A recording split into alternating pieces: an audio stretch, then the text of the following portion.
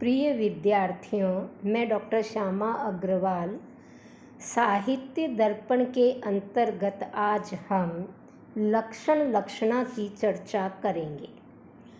विश्वनाथ कहते हैं, अर्पणं स्वस्य वाक्यार्थे परस्यान्वय सिद्धये उपलक्षण हेतुत्वादेशा लक्षण लक्षणा। अर्थात वाक्यार्थे, वाक्यार्थ में परस्य दूसरे, मुख्यार्थ से भिन्न अर्थ की अन्वय सिद्धये, अन्वय की सिद्धि के लिए स्वस्य अर्पणम, अपने मुख्य अर्थ का परित्याग कर दिया जाता है। उपलक्षण हेतुत्वात्, और जो शब्द अपने मुख्यार्थ को छोड़कर लक्ष्यार्थ का उपलक्षण बन जाता है, उस उपलक्षण का हेतु होने के कारण ही ऐसा लक्षण लक्षणा, यह लक्षण लक्षणा कहलाती है। भावार्थ यह है कि लक्षण लक्षणा में मुख्यार्थ का वाक्यार्थ में अन्वय नहीं होता। इस स्थिति में अन्वय की सिद्धि के लिए मुख्यार्थ स्वयं के अर्थ का त्याग कर देता है, समर्पण कर देता है, अर्पण कर देता है, तथा मुख्यार्थ अन्य अर्थ का उपलक्षण बन जाता है, गौण बन जाता है, और ये अपने मुख्यार्थ को छोड़कर उपलक्षण बनने के कारण ही यह लक्षण लक्षणा कहलाती है।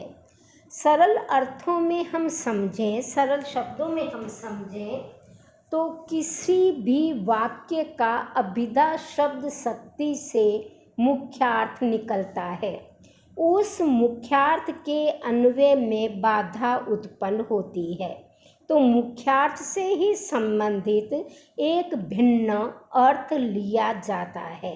वो या तो रूढ़ि या प्रयोजन होता है, परंतु मुख्यार्थ को अन्यार्थ की सिद्धि के लिए स्वयं का त्याग करना पड़ता है। उसे नए अर्थ का, भिन्न अर्थ का, अन्यार्थ का उपलक्षण बनना पड़ता है। इसीलिए यह लक्षण लक्षणा कहलाती है। आगे वृत्ति में विश्वनाथ लिखते हैं, रूढ़ि प्रयोजनयोर लक्षण लक्षणा यथा।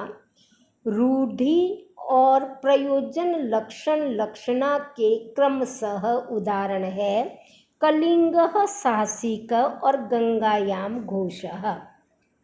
अनयोर ही पुरुष तटयो वाक्यार्थे अन्वय सिद्धये कलिंग गंगा शब्दौ आत्मानम अर्पयतः। इन दोनों ही उदाहरणों में पुरुष और तट के अन्वय को वाक्यार्थ में अन्वय की सिद्धि के लिए कलिंग और गंगा शब्द आत्मानम अर्प्यतः, अपने आप को अर्पित कर देते हैं, समर्पित कर देते हैं। पहला उदाहरण देते हैं रूढ़ि लक्षण लक्षणा का। रूढ़ि लक्षण लक्षणा का उदाहरण विश्वनाथ देते हैं, कलिंग साहसी है। यह मुख्यार्थ में बाधा आती है, अन्वय की सिद्धि नहीं होती, मुख्यार्थ से संबंधित अर्थ लिया जाता है। कलिंग देश के पुरुष, कलिंग देश के नागरिक साहसी है। यह जो पुरुष है, यह अन्य अर्थ है जो पर के माध्यम से कारिका में द्योतित किया गया है। ये पर वह पुरुष है, यह पर वह अन्यार्थ है, वह भिन्न अर्थ है जो कि पुरुष के रूप में हमें बोधित हो रहा है। इस पुरुष अर्थ का बोध कराने के लिए कलिंग अपने आप को समर्पित कर देता है, अपने आप को अर्पित कर देता है। वो पुरुष का मात्र उपलक्षण बन जाता है। इसलिए यहाँ पर रूढ़ि लक्षण लक्षणा है। इसी प्रकार विश्वनाथ ने प्रयोजन लक्षण लक्षणा का उदाहरण दिया है गंगायाम घोषः।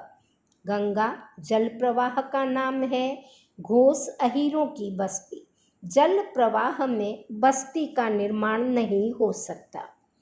मुख्यार्थ में बाधा आती है, अन्वय सिद्ध नहीं हो पाता। मुख्यार्थ से ही संबंधित अर्थ लिया जाता है। गंगा के किनारे पर अहीरों की बस्ती है। ये जो तट किनारा अर्थ आया, तट अर्थ आया, यह पर था, यह अन्यार्थ था, यह भिन्नार्थ था। और इसकी सिद्धि के लिए गंगा का जो मुख्य अर्थ है जल प्रवाह, वो अपने आप में समर्पित हो गया। गंगा का जो मुख्यार्थ था बहती हुई धारा, जल प्रवाहमय स्रोत, उसने तट अर्थ की सिद्धि के लिए अपने आप को पूर्णतः समर्पित कर दिया। प्रयोजन था कि जो शीतलता, जो पवित्रता गंगा के जल में है, वही शीतलता, वही पवित्रता अहीरों के मन में है, चित्त में है, दिल में है। अगर गंगा तट कह दिया जाता तो वो शीतलता, पवित्रता का बोध नहीं हो पाता। उस बोध को कराने के लिए कवि ने जानबूझकर गंगायाम तटे न कह करके गंगायाम घोषः कहा है। और यह जो है लक्षण लक्षणा का उदाहरण है, क्योंकि इसमें गंगा ने अपने आप का जो मुख्यार्थ था जल प्रवाह, उसको तट के अर्थ की सिद्धि के लिए समर्पित कर दिया। इस प्रकार यह लक्षण लक्षणा है।